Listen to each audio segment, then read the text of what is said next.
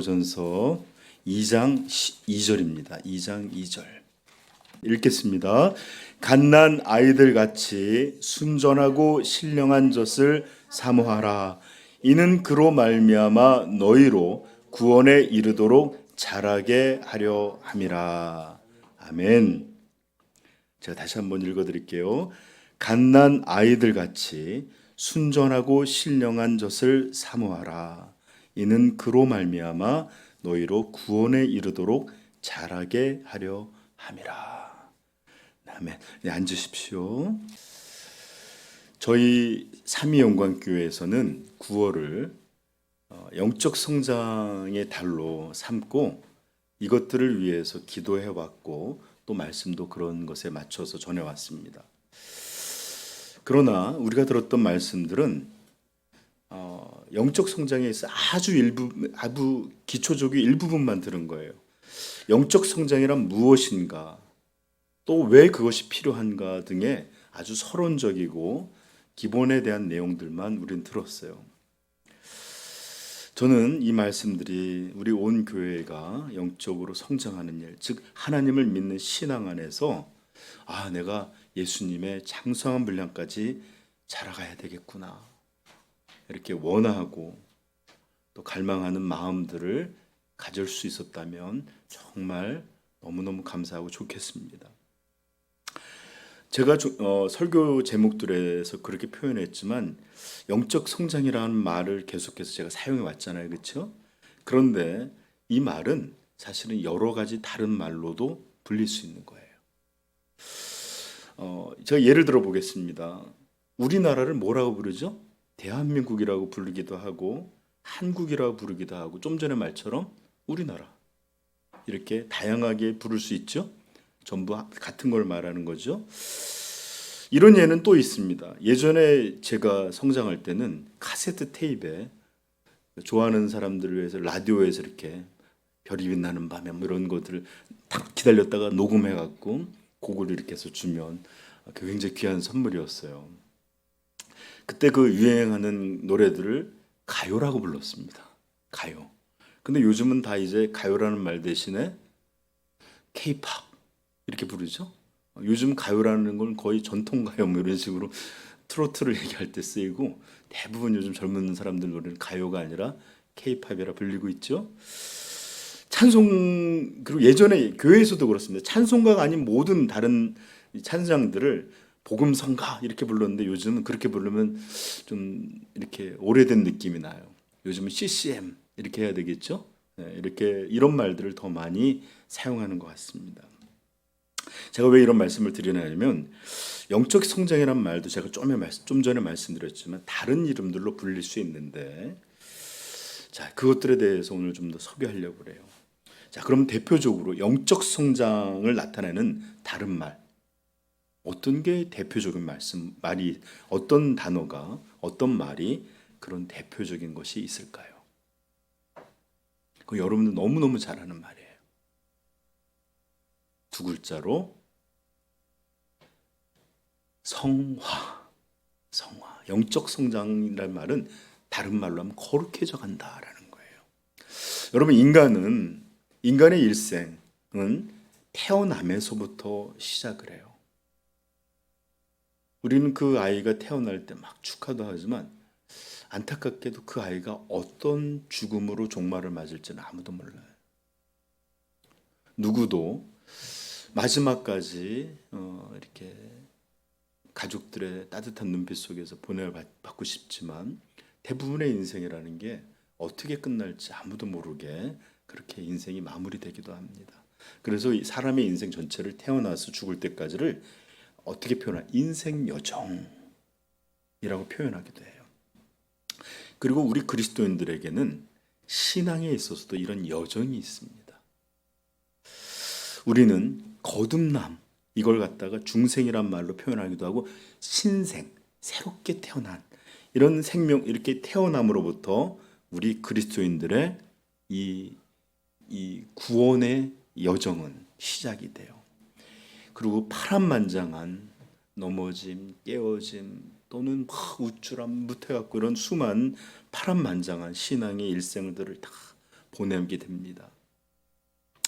그래서 또는 이렇게 태어남을 신학적으로는 다른 말로는 하나님이 그를 의롭다 칭해 주신다 해서 칭의의 순간이다라고 이 구원의 순간을 말하기도 해요.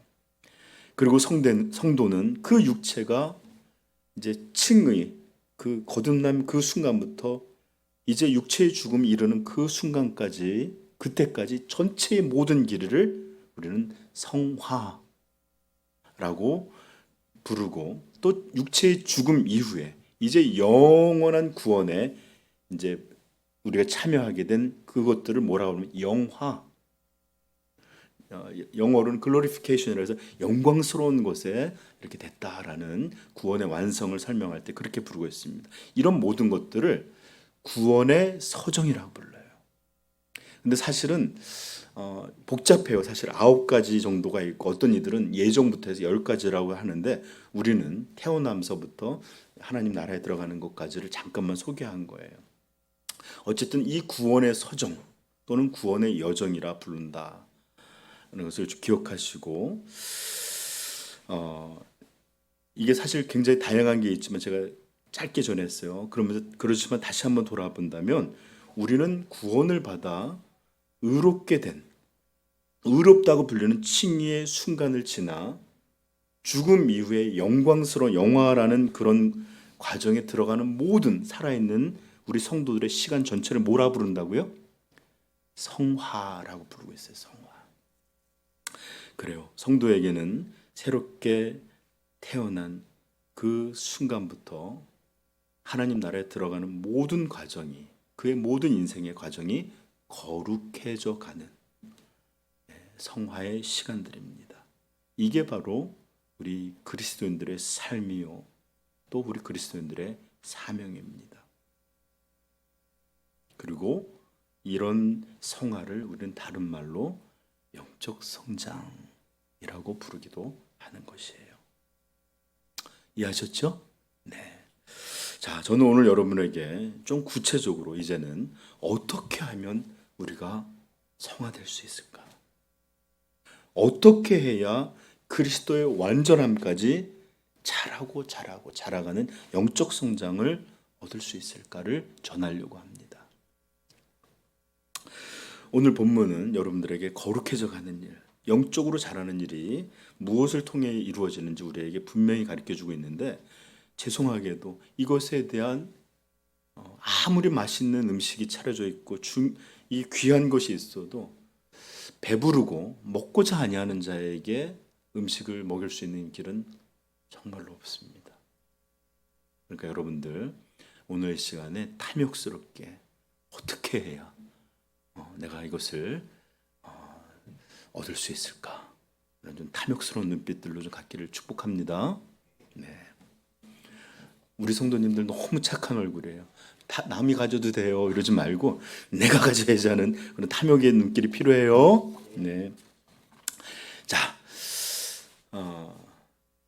왜 이것이 중요하냐? 이것이 바로 성도들의 삶이고 하나님이 우리에게 맡기신 가장 근원적인 사명이기 때문에 그래요. 우리는 뭐 교회를 함께 세워간다, 복음을 전한다, 또 이런저런 일을 한다, 이런 사명이 있지만 그것보다 더 근원적인 게 바로 자기 영혼을 거룩하게 대해서 예수 그리스도를 닮아가게 하는 것, 그렇게 자라가게 하는 것, 이것이 바로 모든 성도들에게 주신 하나님의 절대적이고 근본적인 사명이기 때문에 우리는 여러분들 이 말씀을 더 잘 들어야 될 줄 믿습니다. 저는 오늘 이 말씀을 문맥적으로 전하기보다는 이 구절 자체에 집중해서 이것만 주목해서 여러분한테 전할 거예요. 자, 오늘 본문은 어떻게 시작하고 있죠? 이렇게 시작하고 있습니다. 갓난 아이들 같이.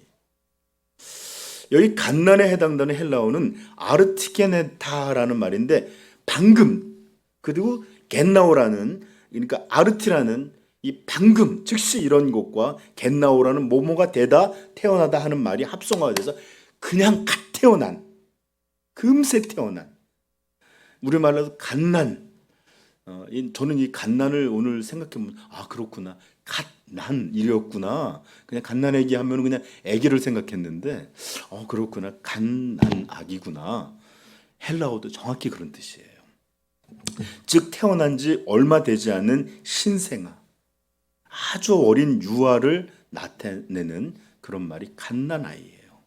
아마도 베드로 사도는 이 표현을 통해서 이제 막 영적으로 태어난, 새롭게 거듭난 중생한 이런 그리스도인들과 아직 충분히 자라지 못한 미숙한 영적 아이 상태에 있는 성도들을 비유적으로 이렇게 말씀한 것 같아요.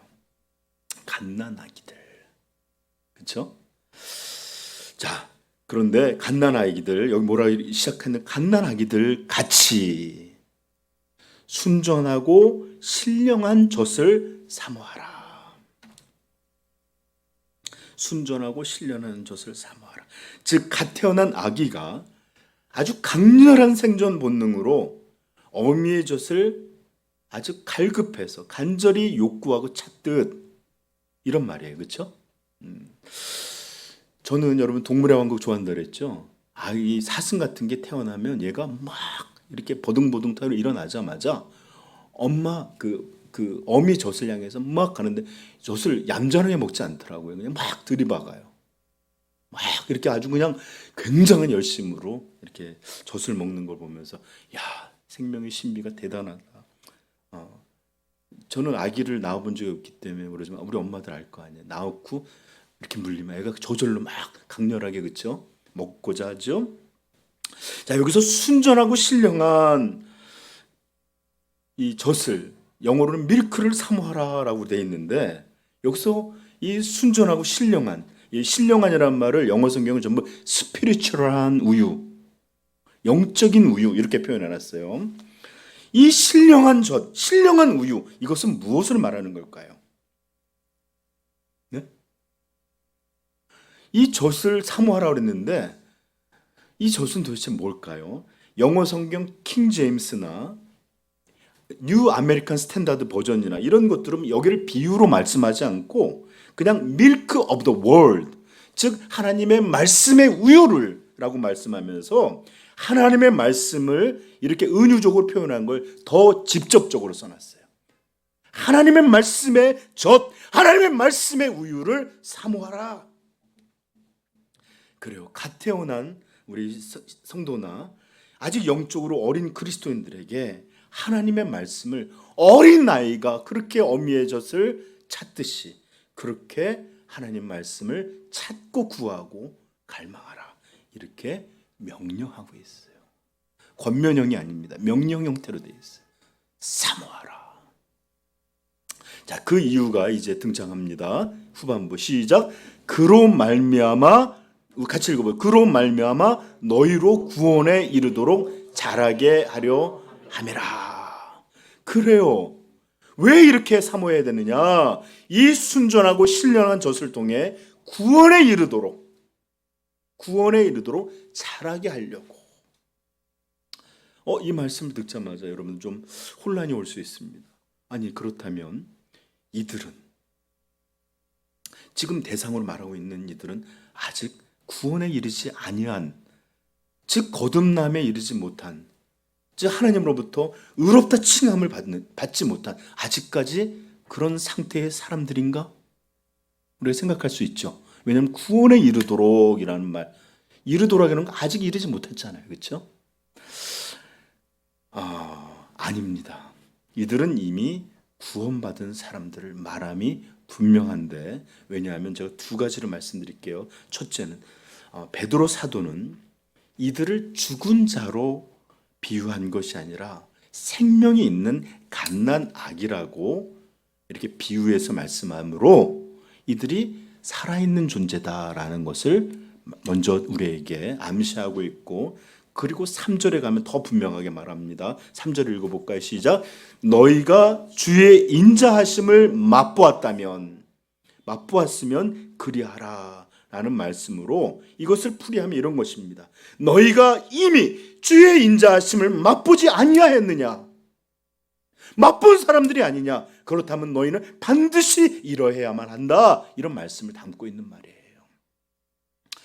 그러므로 이들은 이미 신자임이 확실합니다.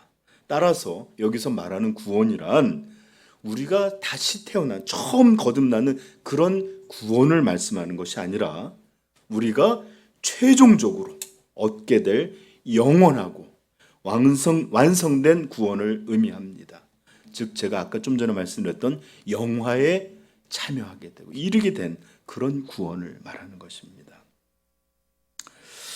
그래요. 우리 성도들의 구원은 이미 받은 거예요. 취소될 수 없이 받은 거예요. 그러나 우리는 아직 이 땅에 살고 있습니다. 하나님 나라에 들어감으로 이 구원이 완전히 우리의 것이 영원토록 성취되는 그런 영광을 누리게 될 것입니다. 아멘. 그리고 우리는 그 구원의 완성까지 여기 이 땅에서 점점 완전한 구원의 모습에 가까워져 가게 될 것인데 이것을 뭐라 부른다? 성화, 영적 성장이라 부릅니다.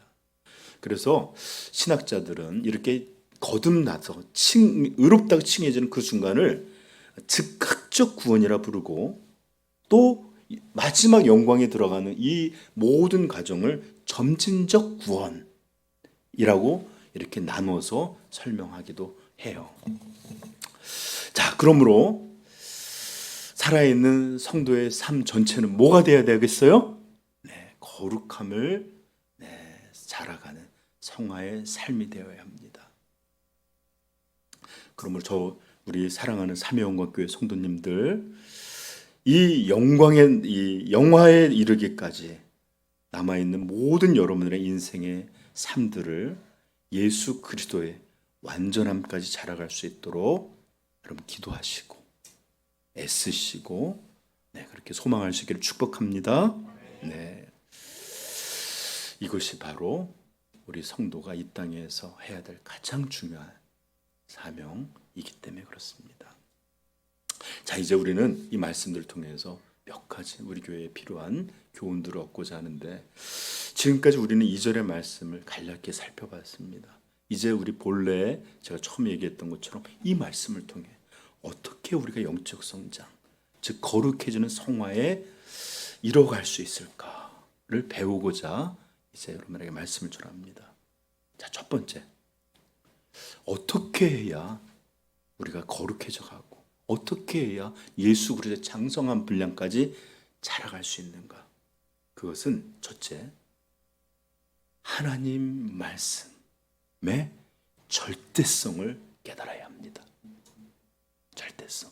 즉 이 말은 신앙인들에게 있어, 신앙인들의 성화에 있어 하나님의 말씀이 가진 절대적인 중요성, 이것을 알아야 한다는 것이에요. 아멘. 오늘 본문은 하나님의 어린 백성들, 아니 사실 어떤 의미에서 모든 살아있는 백성들이 다 어린 자녀들이에요. 그렇죠? 하나님의 이런 모든 예수 그리스도의 제자들이 어떻게 자라갈지를 설명해 주고 있는데 이렇게 권면하고 있습니다. 갓난 아이들같이 순전하고 신령한 젖을 사모하라. 저는 여기서 순전하고 신령함이라는 형용사에 대해서 설명하지 않을 거예요. 시간이 너무 길어지기 때문에. 그러나 분명한 것은 이것은 바로 다른 의미가 아닙니다. 정확히 의미는 뭘까요? 하나님 말씀, 이것들에 대해서 간절한 사모함을 가지라라는 것입니다. 여러분, 해외에 우리나라 우유가 아주 잘 알려진 우유가 있다네요. 뭘까요? 바나나 우유. 왜 그러냐면 연예인들이 뭐 이것저것 하면서 바나나 우유를 먹고 하니까 아니 저게 도대체 뭐야? 제가 외국에서 봤는데 그런 우유가 없어요. 그래서 그게 유명해져서 모양도 희한하게 생겼잖아요. 이게 바나나 닮은 것도 아니고 왜 항아리 닮은 우유가 바나나 우유인 줄 모르겠어요.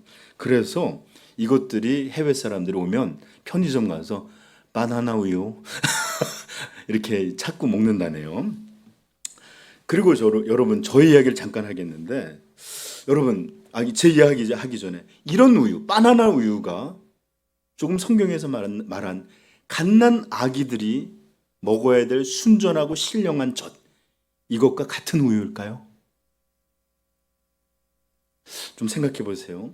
또 제 이야기 잠깐 하면, 저는 우유를 종종 마셔요. 뭐 이렇게 좀 타먹기도 하고. 그래서 코스코를 가든지 트레이더스를 가면은 거기에 우유값이 좀 싸잖아요. 가면 종종 사기도 하는데, 제가 그렇게 사다가 집에서 차게 해서 먹는 그 우유는 오늘 성경이 말한 것처럼 갓난 아기들이 이렇게 사모하는 순전하고 신령한 그 우유와 같은 우유일까요? 아니, 전혀 다른 우유입니다. 갓난 아이들이 먹는 우유, 젖은 절대 그런 것이 아니에요. 많은 음식 중에 하나가 아니라 이 아이의 생명, 생존, 성장, 이것을 위한 유일하고 절대적인 음식이 바로 아이에게 젖이에요. 그렇습니다. 먼저 그 아이가 먹는 젖은 유일한 생명을 위한 유일한 음식이라는 것을 기억해야 돼요. 아이는 다른 음식 먹을 수 없어요.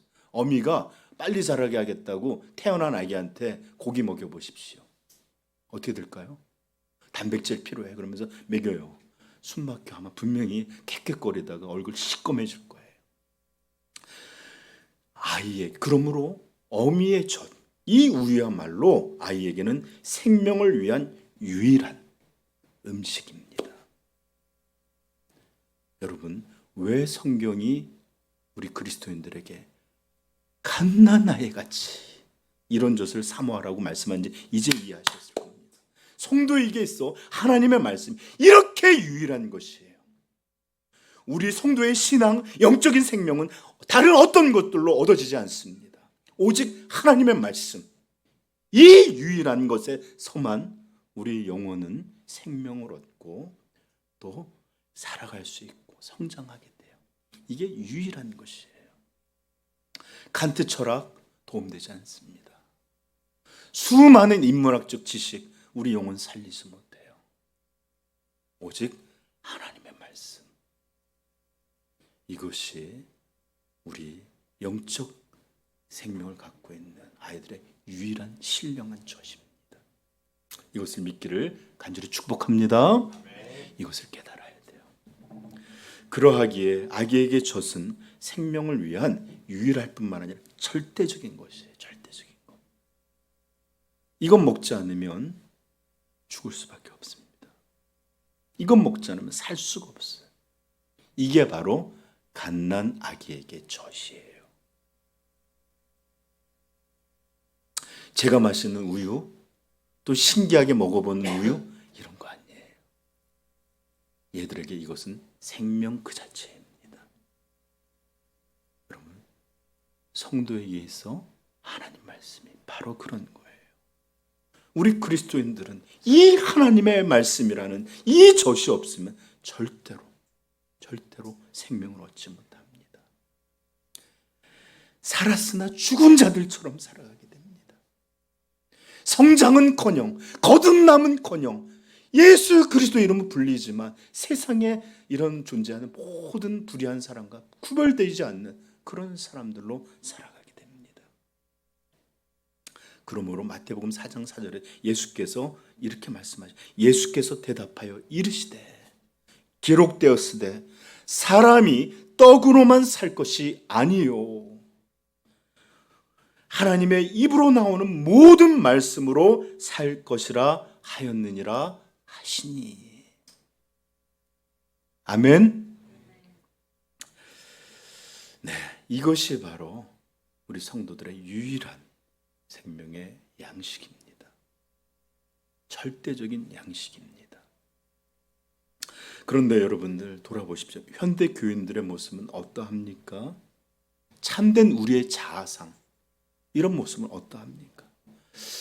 크리스천 투데이, 좀 오래된 것이긴 하지만 크리스천 투데이에 우리 그리스도인들에 대한 그런 조사가 이런 적이 있었는데 매일 성경을 읽고 있다라고 응답한 사람들은 전체 인원의 19%에 지나지 않았습니다.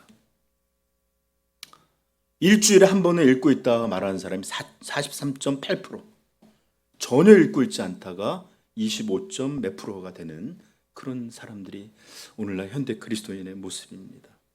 저는 이것들이 누가 조사한 게 아니라 스스로 자기가 응답한 거기에 너무 과장되어 있거나 또는 아주 이렇게 좀 긍정적으로 이렇게 표현되어 있는 게 아닌가. 몇 주 만에 한 번 읽었는데도 일주일에 한 번 정도 읽은 것 같아. 이렇게 생각될 수 있잖아요. 그리고 여러분, 이것은 잘 들어보세요. 횟수에 대한 질문입니다. 그 속에 얼마만큼을 읽었는지, 그 분량은 충분한지, 그 읽음의 수준은 어떠했는지 전혀 고려되어 있지 않아요. 그래서 제가 다른 자료를 찾아봤더니 성경을 하루에 몇 분 정도 읽었느냐 했더니 9분이래요. 평균 9분.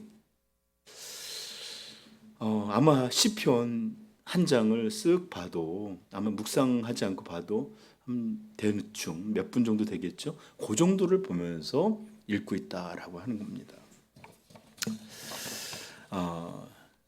그저 여러분 몇 줄만 읽어서, 또는 어떤 분들은 감사하게도 이렇게 핸드폰 필 때마다 성경 구절이 매일 바뀌는 그런 어플이 있기도 하고, 또 달력에 매일 하나 넘기면 주 여호와는 뭐뭐시라, 성경 읽었어요 나는. 이런 거 아니면 또 달력에 이렇게 있는 그런 성경 읽으면서도 읽은 것으로 응답하고 간주할 수 있는 것입니다. 여러분, 만약에 우리 집 갓난아기가 이렇게 젖을 먹었다면 어떻게 됐을까요? 서희는 저렇게 성장할 수 있었을까요? 중딩이 되지 못했을 겁니다. 그죠? 아기가 크기는커녕 매일 막 이러고 살고 있을 거예요. 이렇게 제대로 먹지 못한 아이가 어떻게 뛰어다니고 성장하고 할 수 있었을 것 있겠습니까? 만약에 우리가 성경 읽듯이 애들에게 젖을 먹였다,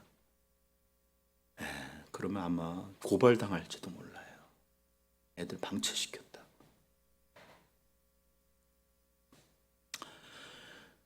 사랑하는 성도 여러분, 다시 한번 말씀드립니다. 우리 그리스도인들에게 이 하나님의 말씀의 젖이 얼마나 중요하고 유일하고 절대적인 것인지 깨닫게 되기를 축복합니다. 이것이 바로 오늘 말씀을 통해 갓난아이들 같이 순전하고 신령한 젖을 사모하라 라고 비유로 들려주신 그런 이유입니다. 사랑하는 성도 여러분, 정말로 여러분 힘있고 능력있고 생명력 넘치는 그런 성도로 살고 싶습니까?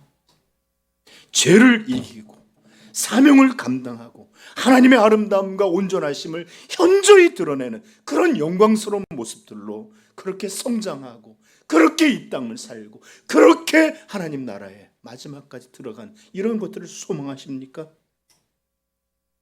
그렇다면 이 신령한 젖이, 이 순전한 젖이 우리 성장의 생명의 절대적인 것이라는 것을 여러분 분명히 깨닫게 되길 바라요. 그리고 이 순전하고 신령한 젖을 매일매일 먹되 충분히 먹고 또 먹게 되기를 우리 주 예수님의 이름으로 축복합니다. 아멘. 네. 그러나 이것만으로는 좀 부족해요. 그냥 드시는 것만으로 충분하지 않습니다. 아니, 정확히 말하면 많이 모자랍니다. 어떻게 해야 하냐? 사모해야 합니다. 사모함. 그냥 드시는 것이 아니라 간절한, 아이가 그 어미의 젖을, 여러분 병든 아이, 배부른 아이, 뭔가 문제가 된 아이는 물려줘도 잘 안 먹잖아요. 근데 건강한 아이들, 제가 깜짝 놀라는 거, 이렇게 가끔가 유튜브 보면 이렇게 골드리트버 같은 이렇게 큰 개들 이렇게 막고 있다가 이렇게 밥 이렇게 놓는 거다 놓으면 얘를 막 달려와 갖고 미끄러지면서 그냥 누워서도 막 이렇게 막 열심히 먹는 걸 보면 아이고야 하는데, 이게 바로 사모함이에요. 사모하라는 명령어는 에피포데오라는 헬라어 단어가 쓰였는데 이것은 간절히 바라다, 간절히 갈망하고 욕구하다 라는 의미가 가진 단어예요.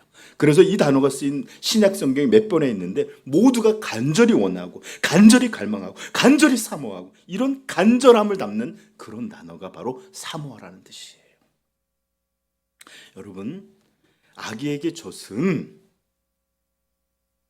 그냥 먹으면 좋은 게 아니라 가장 아이에게 욕구는, 입에서부터 생명의 욕구는 가장 기본적인 욕구요, 본질적인 욕구요, 어떤 의미에선 처절한 욕구입니다. 응애 아주 그냥 배고파갖고 먹여라고 날 채우라고 하는 간절한 욕구, 이게 바로 사모하라는 거예요.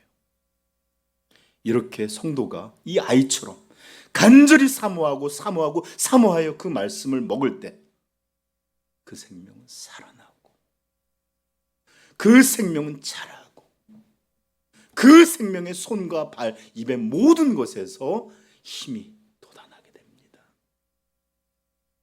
왜일까요? 이 젖이야말로 거룩하신 하나님의 신령한 말씀의 젖이기 때문에 그렇습니다. 그러므로 모든 성도는 반드시 이 말씀을 먹되 그냥이 아니라 간절한 사모함. 우리 어머니들은 하나님 앞에 감사하세요. 아이들이 얼마나 젖을 바라는지 이것을 체득하여 알고 있기 때문에 내 영혼도 그래야 된다는 걸 알잖아요. 그러므로 이런 아이가 간절히 사슬 사모함과 같은 간절함으로 하나님 말씀을 먹을 수 있기를 축복합니다. 그러므로 사랑하는 성도 여러분, 매일 말씀 읽으셔야 합니다. 우리 교회는 감사하게도 온 교회가 맥체인 성경 읽기를 같이 하고 있어요. 저도 좀 빵꾸날 때가 있으면 밀어서 읽든지 아니면 그날을 먼저 읽고 또 채우든지 할 때가 있어요. 이렇게 스케줄이 있다는 건 정말 좋은 거예요. 매일 읽읍시다. 네.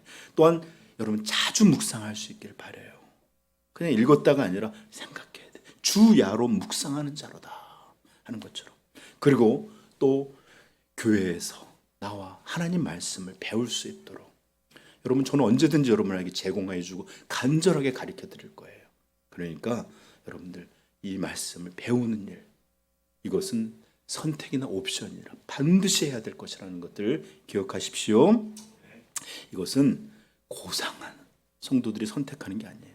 성도라면 반드시 그러해야 합니다. 정말로 주의 인자하심을 맛보았다면 그렇게 하십시오. 정말로 나 같은 죄인을 구원하신 하나님의 사랑을 여러분들이 맛보았다면 그렇게 사모하십시오. 정말로 우리 주 예수 그리스도를, 그 순결하고 영광스러운 분을 우리의 생명을 대신하여 주셔서 우리를 받으시고 자녀 삼으신 이 복음을 아시는 분이라면 그렇게 하십시오. 만약 여러분이 진짜 성도라면 하나님 말씀 그렇게 사모하십시오. 아멘. 이게 성도의 참된 모습입니다. 여러분, 10월은 얼마나 날씨가 좋아요. 제가 오늘 차를 세워놓고 걸어오는데 그래 날씨는 이거지 이런 마음이 들 정도로 좋더라고요. 정말 말씀 읽기에 우리 뽕짝 보니까 연애하기에 딱 좋은 뭐 이런 게 단어가 있더라고요. 정말 말씀 읽기에 딱 좋은, 묵상하기에 딱 좋은, 성경 배우기에 딱 좋은 계절이 왔습니다. 그리고 경건한 독서를 보기에도 막 짜증나고 이러는 게 아니라 정말 딱 좋은 계절이 왔어요. 부디 이 신령한 하나님의 말씀의 젖을 사모하고 먹고 하는 일에 신실한 우리 삼위영광교회 성도들 되시기를 간절히 축복합니다. 아멘. 기도하겠습니다. 여러분, 갓난아기가 이 어미의 젖이 없이 절대로 살 수 없고 성장할 수 없듯이 우리 성도들에게 하나님 말씀이 그러합니다. 매일 아무것도 아닌 것 같지만 그것을 먹는 것, 그것을 먹지 않는 것은 여러분들의 영원한 운명, 그리고 여러분들에게 맡겨진 사명, 이런 것에 큰 아주 커다란 그런 차이를 만들게 됩니다. 그러므로 이 시간에 여러분 말씀을 듣고 내가 정말로 하나님의 은혜를 아는 자라면, 그 인자하심을 맛본 사랑하는 성도라면 이제 우리 이 순전하고 신령한 하나님의 말씀의 젖을 사모하여 간절히 먹기를 축복합니다. 우리 10월을 놓고 이번 주를 놓고 우리 결단하며 사모하며 기도하겠습니다. 기도합시다.